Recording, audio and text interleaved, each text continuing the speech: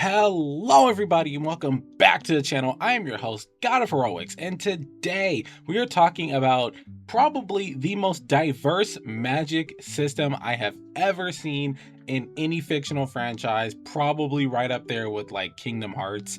But like I've said before, we're not going to talk about Kingdom Hearts on the channel, but we are talking about Cookie Run Kingdom.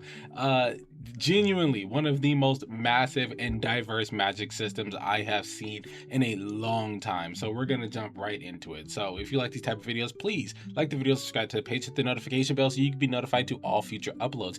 And please feel free to share my videos or clips of anything on socials as well. So without further ado, let's get started. So the most diverse magic system ever, and it's the damn cookie game. So, quick introduction from Magic, a little bit of stuff that we've mentioned in the previous video, talking pretty much just everything in general to know about Cookie Run Kingdom. So the origin and the practices, pretty much the origin of the practices of Magic are unknown. Where the magic system came from, completely unknown. The wizards are the ones that are studying or were studying. I don't know for certain if the wizards are still around. I just know that they're like not very active in the story, or not active in the story at all, but they are the ones who are seeking knowledge as far as like where all that stuff came from and all that. And the witches and wizards are the original practitioners. The original witches, I believe, were called the Witches of Light, or the Witch of Light. I think it was one witch that started it, or that was the primary one originally. It will come up again later. Anyway, so pretty much everything in the series on Earthbred and not on Earthbred is powered by magic. Specifically Earthbred for sure, because it was created by magic. The Witch of Light created Earthbred through magic. So magic is literally flowing through the entire planet of Earthbred. So magic itself can be manipulated through multiple different ways, pretty much everything. So emotions, mythical powers, there's jewels as well, there's magic items and things of that nature. And you'll see how diverse it really gets. So characters like Shadow Milk Cookie, or known as Knowledge, because remember we did talk about the Guardians, well, not the Guardians, we did talk about the Guardians of Nature, but the Soul Jam users. Shadow Milk Cookie was the one who held the Knowledge Jam. She's the, I think he Knowledge is the one who taught magic to all of Cookie kind, pretty much. So when all the cookies were, created and put on the planet, Shadow Milk Cookie made sure that all the other cookies knew how to utilize magic to some degree. So the first magics that cookies practiced was nature magic, white magic, and dark moon magic. Those are pretty much the general basis of magic in general, or like overall. So pretty much all of magic will come from seemingly these three. There might be like a few slight differences when it comes to like other types of magic, and then there were derivatives of every type of magic pretty much. So for the practical uses, so it's pretty much just an extension of everyone's abilities. So like I said, all of the cookies were created with magic, so they all have magic flowing through them, and all of Earthbred has magic flowing through it as well. So that means that all of the cookies basically have the ability to utilize magic, but it's just that by utilizing it, they're pretty much extending the abilities that are already crafted into their bodies and already crafted into their world. So it helps with things like I wrote here: combat, medicine, art, technology. You'll see there's like a wide range of stuff. So the three magic types we just talked about earlier: nature, white magic, and dark moon magic, and all of the opposites and derivatives of those magics that we will talk about, and all of the not necessarily confirmed magic types as well, can all have the potential to do these four individual things. So because, like I said, all of magic is pumping through every creature and through the land, then everything pretty much has the capacity to do magic. And there are 5 major types known as arcane arts. So there's very few characters that are not that don't have magic. Some characters, even though they have it in them and the world around them, they still don't have access to it, but those characters can use magic items, and we will talk about some of those characters, not in this video, because this video we're just talking about magic types, but we will talk about magic items in a future video. So with the arcane arts, we're going to kick it off with white magic. This is the magic of Vanilla Kingdom. Pure Vanilla Cookie is the only cookie that has fully mastered this magic. So this pretty much just draws power from every single celestial body that has light. So like stars and, you know, suns and things like that are pretty much the only, and like the moon, because the moons reflect light as well. So things like that are where white magic gets its power from. It is primarily for healing, but can also be used to make shields for protection and different types of light attacks. In its nature, it is very cold and pristine, so it's cold, but in a good way, pretty much. Like it's like having a cold blanket on a really hot day. It's like, ooh, that feels nice. Getting, like, you know, getting a washcloth out of the fridge or out of the freezer, a wet washcloth out of the freezer, and putting it on your forehead on a hot summer day. It's like, ah, yes, this is so refreshing. And it comes in a few different colors: white, cyan, and light yellow. So then there is dark moon magic, one of the 3 original natures of magic, and it is also an arcane art. It is also known as crescent moon magic, and it is a forbidden kind of magic. It is called the crescent moon magic because so pretty much it is, since it's a dark art essentially, it is pretty much strongest when the moon is, you know, a crescent moon, because that's the closest you can get to being on the dark side of the moon. I didn't see anything in any of my research saying that a solar eclipse, or sorry, a lunar eclipse, no, yeah, a lunar eclipse, yeah, when the moon is covered. I don't know why I get those two mixed up. It's in the name. Yeah, I don't know if a lunar eclipse makes dark moon magic stronger or not. It didn't say anything, but it's pretty much just used for sealing and releasing seals that are placed on dark creatures, anything that is sealed away. So how I said before in the last video that the 5 beasts were sealed away on the island, I believe this magic would be what is necessary to release them, since it does and undoes seals. So it's pretty much just the opposite side of the coin to white magic, you know, like light and darkness, because, you know, with white magic, it does gain power from light entities, including the full moon, but the crescent moon would be pretty much the opposite, essentially. This one is also cold, but in a bad way, much like hypothermia, and it is colored purple and dark blue. The next arcane is gonna be the next arcane art is black magic.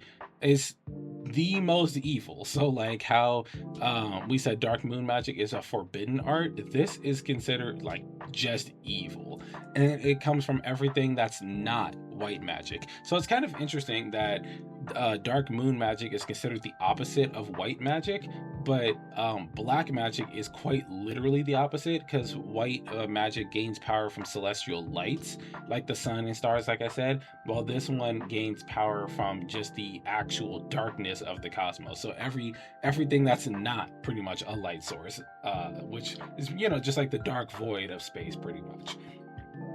So this one pretty much warps energy to its own form and decides to, you know, make it stronger. So it's kind of like just doing counterattacks for other magic. If you're trying to attack somebody with something powerful, they pretty much just twist and turn your magic energy into dark magic, and it becomes a lot stronger than what you put out. It is known for also having mind control, placing curses like hexes, and also it can manipulate nature as a whole in probably the worst possible kind of way. And the next arcane art is going to be nature magic. Nature magic is exactly what it sounds like. It has everything to do with just the life of the world, and that is pretty much where it gains its power from. It is all elemental types of magic, so it's powered by all of the creatures of the world, pretty much all of the nature and spiritual creatures. So you got like the fairies and animals and spirits, and you know, like how Goku pulls power for like a spirit bomb, and he gets power from like the trees and rocks and soil and stuff like that, like all of the natural stuff essentially. So for protection, there's a slight typo here. It's wind magic. I put wing. I apologize for that. But there's grass, water, and wind magic that is used for protection magic. And then there is fire and earth, which are used for destruction or offensive types of magic. And the guardians of nature pretty much embody every aspect of nature magic in general. We will talk about the guardians of nature in a different video, and they all have their own individual things that they are said to be like the guardian of. So also, this is the most used magic in the cookie world, pretty much on Earthbread, and that's simply because of how diverse and how many different elements are utilized in this, and a lot of cookies are more attuned to being of a certain element, kind of like Avatar essentially. And then the final arcane art is called dessert magic. This is where we get a little out of pocket. And this is pretty much powered by the love of sweets. All sweet treats pretty much make this stronger, which essentially could make this one of the strongest versions of magic, considering that all of Earthbread and every creature on it is literally something of a sweet treat, and it has like some kind of sugar, creams, chocolate, whatever, all inside of it. The more delicious the constructs, the stronger the magic is. It was created in a city called Parfadia, and it is the newest form of magic. It didn't originally come about with all the other forms. This one kind of just had to be created, more of like a fun, creative kind of thing, but we will talk about that later. The people that utilize it are just essentially trying to spread happiness throughout the entire world and, you know, have a good old time. And it's much akin to what the original witches were doing, because remember, the current witches pretty much make cookies for their own selfish gain or just to eat them, while the original witches were pretty much creating cookies to have some creative fun and breathe life into the world. And this magic is, as it says, defined by its diversity. There is so much that can be done with this magic, and because of that, it doesn't have like some kind of hardcore crazy rule set like you will see with some of the other magics, but this one is more like just, you know, kind of have fun with it. All right, so derivatives, we have light and restoration magic. Now we're going to talk about magic abilities or magic styles that are kind of like smaller subcategories of the others. So light magic has both attack and defense, and this one is purely religious based, where they worship a being known as the divine, and that is where they draw all of their power from. And restoration magic is pretty much the healing side of this, and it's not just healing in general, it is full restoration, because you can restore other cookies that are damaged, which is basically healing them, or you can restore objects that have been destroyed, so even non-living, non-sentient things. And that's because restoration magic is just mending things that are mending sweets essentially that already have magic in them. So even though like the trees and the rocks and stuff are not sentient beings, they still have magic in them, because again, all of Earthbread was made with magic, so they can be restored this way. And the potency of this magic is entirely based on how much the person using it really cares, or how much the cookie using it cares about what is being healed. Next, we have pomegranate and crimson moon magic. And pomegranate magic, well, both of these actually are derived from black magic. But pomegranate magic actually acts more akin to nature magic. So this one is one of the most powerful forms of magic, because it has known to knock out and be able to corrupt members of the nature guardians, as well as some of the soul jam users, who are both in name some of the strongest beings to exist in the entire world of Cookie Run Kingdom, or the entire Cookie Run franchise as a whole, because it's not just Cookie Run Kingdom, there's multiple other games. So it's said that it can rot the very land, so it's essentially like Shigaraki's decay quirk, which really sucked. If this character was that powerful, they could have had a Shigaraki arc. Anyway, and this is essentially only powered by the forest around Pomegranate Village. And not only does it have the rotting power of its own, but everyone there and all the creatures in the forest and around the village are so in tune with pomegranate magic that it essentially is the life source and takes and pretty much cares for the ones that exist there. The only ones that can use pomegranate magic are Pomegranate Cookie and her two priestesses who do not have names. I think they're like Priestess 1 and Priestess 2 or something. So Crimson Moon magic is, like it's stated, the manifestation of the crimson moon. So whenever you see a blood moon, that's crimson moon magic. And it like, you know, like I said, pomegranate magic is black magic, and it's not necessarily a magic that anyone can utilize on their own. It's not like they can harness the power of crimson moon magic, but what it is when the crimson moon is out, it pretty much summons really powerful, aggressive, feral like monsters and creatures. And there is a cult that pretty much follows the power of the crimson moon and reveres it as some kind of god entity of its own, which it is kind of unclear if it is, but it does have its own like passive automatic godlike power. Then we have fairy magic, which doesn't have a lot stated about it. So it is unconfirmed if it is its own type of magic. But if it is definitely derived from nature magic. Wizard Cookie himself stated that the fairy cookies all have the ability to extend their life and conjure secret hidden items with fairy magic. And if that is the case, then yeah, this magic is, you know, kind of real. It exists to some degree, but we're just not entirely certain the limits of this magic and what the rules for it are. And then we get into caffeine, both coffee and latte magic. They are both derived from dessert magic.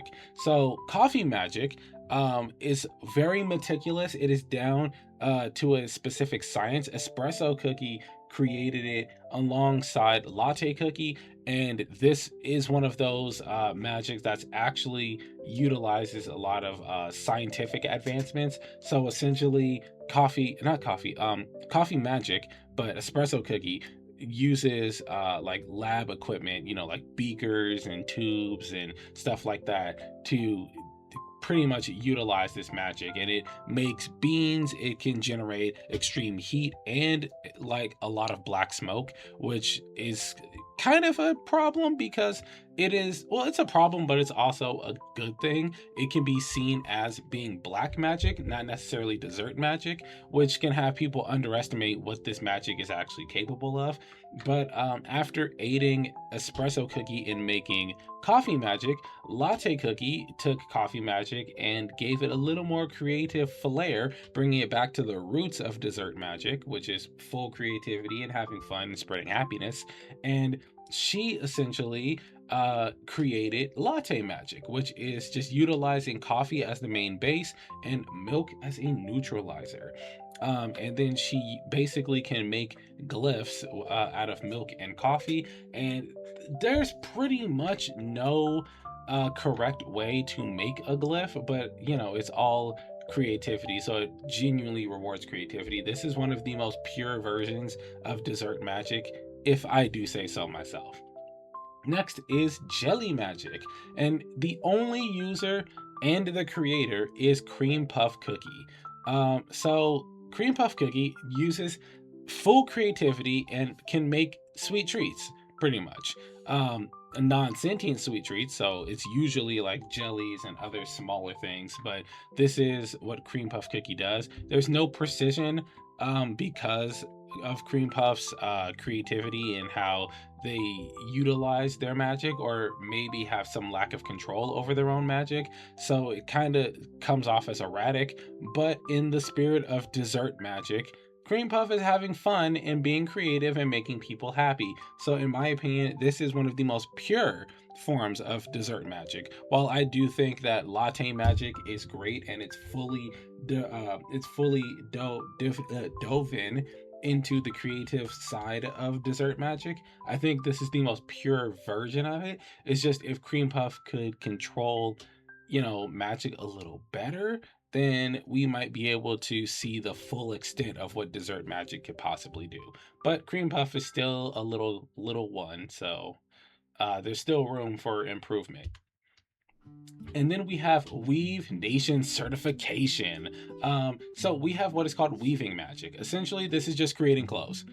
Clothes, cosmetics, you know how you can just customize your characters in any video game with like accessories, clothes, and stuff of that nature. That's essentially what this is. It's also known as synthesis magic, and the only user is Granola Cookie, who actually runs a shop in one of these side modes where you pretty much make your own OC character essentially, and your character, you know, can go on their own little adventures, and then you can have Granola make you some clothes and other items and stuff like that through like gotcha wheels and things of that nature, or you can fuse your own items together. Essentially, Granola is just making icing, which is what all of those things are made out of. So like all their clothes and stuff. It's like, you know, when you make a cookie man, like a gingerbread man or whatever, you use the icing to make the clothes and stuff like that. It's that. Yeah, and this is a derivative of dessert magic. And then let's talk about moonlight and dream magic. It's hard to tell if this is derived from anything at all, but we're going to talk about what it is. So, the wizards pretty much said that the moon itself, regardless of whether it's a full moon, half moon, crescent moon, or 3/4 moon, whatever it is, and the entirety of nighttime is the power system for this magic, which in my opinion makes this one of the most powerful forms of magic ever. And we will continue to talk about why it's so wicked powerful, which is funny because, like I said in the last video, Moonlight Cookie is one of my favorite characters. And she is the embodiment of this type of magic. No one else, well, not no one else, but no one else has this magic mastered, but there are some other users pretty much. But it is also known as dream magic, and that's because there is a dream world that also is powered pretty much the same way through like the moon and the night, because it essentially symbolizes nighttime, which is when people, you know, normally sleep. And when you sleep, you dream. So the dream realm is freaking powerful. There are characters known as conductors, much like Milky Way Cookie, that is a conductor, and they pretty much take spirits to and from their own dreams. So when you fall asleep, they take your unconscious spirit and they give you a ride to the dream world. And the dream world is pretty much what you would think of with dreams. Anything that your mind wants to happen can happen, pretty much subconsciously, which is also why characters like the conductors and especially Moonlight Cookie are as powerful as they are, because they would be considered conscious or lucid dreamers, so they can mold the dream world however they want. Cream Unicorn Cookie is much the same way, but she specifically uses the dream side of this magic, so she just transforms into like a unicorn and stuff like that with magic similar to you know, that vibe of unicorns and stuff.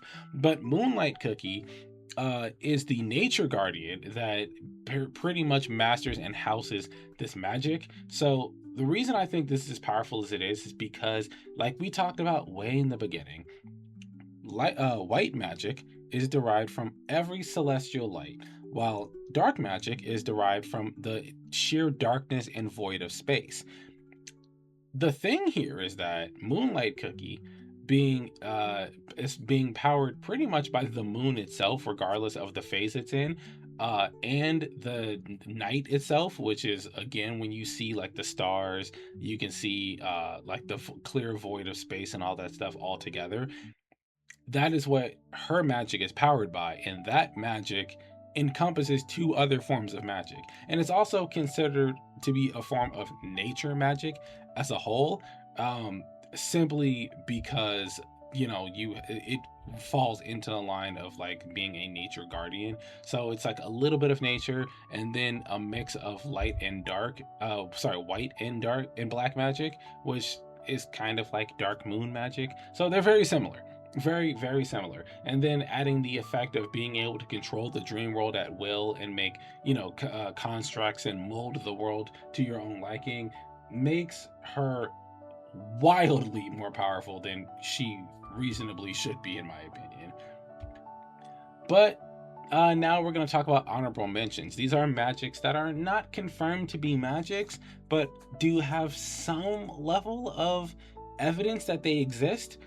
So there's transformation magic, and this is pretty much only mentioned in the archives that were made by the wizards, and they say that the moon can change its face, but it doesn't claim to be any particular form of magic. So here's my theory. I was trying so hard not to say this when talking about moonlight magic. I probably should put moonlight magic after this, but it's fine. This could possibly be dream magic, because the moon is one of the many power sources for moonlight slash dream magic. And if the moon has the ability to like transform its face, that sounds much like how you can just mold reality to be whatever you want it to be in the dream world, and it feels like the moon has direct access to that.